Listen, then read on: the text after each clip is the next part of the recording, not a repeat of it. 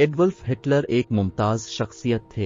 Hitler एक German सियासतदान और आमिर थे जो 1930 की दहाई के अवाइल में national socialist German workers party, जिसको नाजी पार्टी भी कहते हैं, इस पार्टी के रहनुमा के तौर पर इक़्तिदार में आए।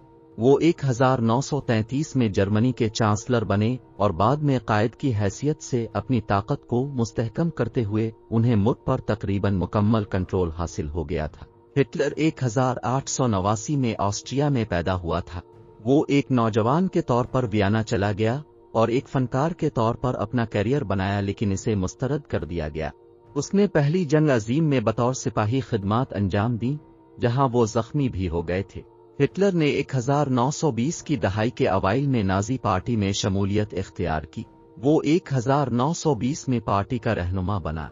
1933 में इसे सदर पाल वॉन हुंडेनबर्ग ने जर्मनी का चांसलर मुकर्रर किया, जिससे इसने अपनी इक़्तिदार के लिए उरूज का आगाज किया। यकीनी तौर पर एडोल्फ हिटलर के मातहत नाजी हुकूमत की पॉलिसियां और इक़दामात जारहाना तौसी पसंदी, अक़लियती गिरोहों खास तौर पर यहूदियों पर मुनज़्ज़म जुल्म और सितम और प्रोपेगेंडे के वसी इस्तेमाल से नुमायां थे। अगर बात करें हिटलर की तौसी पसंदाना पॉलिसियों की, तो हिटलर ने 1936 में राइनलैंड में दोबारा जर्मन फौज भेजकर मुआहदे की खिलाफ वर्जी की। अगरचे पहली जंग अजीम के बाद राइनलैंड को गैर फौजी करार दिया था। इसके बाद 1938 में नाजियों ने डरा धमकाकर और सियासी दबाव के जरिए ऑस्ट्रिया को ग्रेटर जर्मनी में शामिल कर लिया।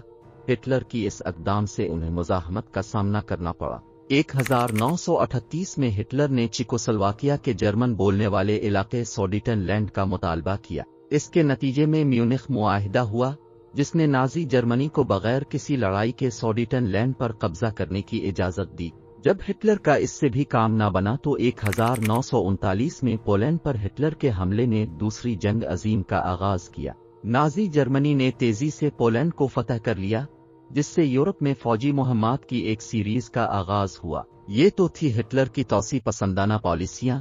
अब बात करते हैं हिटलर की अक़लियतों पर जुल्म के बारे में, जिनमें खास तौर पर यहूदी शामिल है। 1935 के इम्तियाजी कवानीन इस बात की वजाहत करते हैं कि किसको यहूदी समझा जाता था और यहूदियों को उनके शहरियत के हुकूक से महरूम किया जाता था। इसके अलावा नाजियों ने हिरासती कैंपों का एक नेटवर्क कायम किया, जहां सियासी मुखालिफिन, यहूदियों और दीगर नापसंदीदा अफराद को वहशियाना हालात में हिरासत में लिया जाता था। जब ये सब करने के बाद भी हिटलर को सुकून न आया, तो हिटलर ने 1941 से लेकर 1945 तक होलोकॉस्ट किया। होलोकॉस्ट दूसरी जंग अजीम के दौरान एक मुनज़्ज़म और रियासती सरपरस्ती में नस्ल कशी थी, जिसमें नाजी जर्मनी ने एडोल्फ हिटलर की क़यादत में तकरीबन 60 लाख यहूदियों का इज्तिमाई कत्ल किया। लाखों दीगर मुतासरीन के साथ साथ, जिनमें रोमानी बाशिंदे, माजूर अफराद, सियासी लोग शामिल थे। इख्तिलाफ करने वाले लोग नाजी हुकूमत के लिए नापसंदीदा समझे जाते थे। नाजियों के प्रोपेगेंडे फैलाने के लिए अपना एक वजीर मुकर्रर किया था, जिसका नाम जोसेफ गोबेल्स था। नाजी वजीर प्रोपेगेंडा के तौर पर गोबेल्स ने एक बड़े पैमाने पर प्रोपेगेंडा मशीन तरतीब दी, जिसने मीडिया, फिल्म, रेडियो और आर्ट के जरिए नाजी नजरियात को फैलाया। नाजी प्रोपेगेंडे ने यहूदियों की तौहीन की, उन्हें जर्मनी के मसाइल के जिम्मेदार के तौर पर पेश किया और नफरत और इम्तियाज को हवा देने वाले दकियानूसी तसव्वुरात को फरोग दिया। एडोल्फ हिटलर का ज़वाल दूसरी जंग अजीम के आखिरी दिनों में अपनी इंतहा को पहुंच गया। जैसे ही इत्तेहादी फौजें नाजी जर्मनी पर बंद हुईं, हिटलर की सेहत की खराबी और क़यादत के गलत फैसले वाज़े हो गए। बर्लिन में अपने ज़ेर ज़मीन बंकर में फंसकर इसने 30 अप्रैल 1945 को खुद को गोली मारकर अपनी जिंदगी का खात्मा करने का इबरतनाक फैसला किया।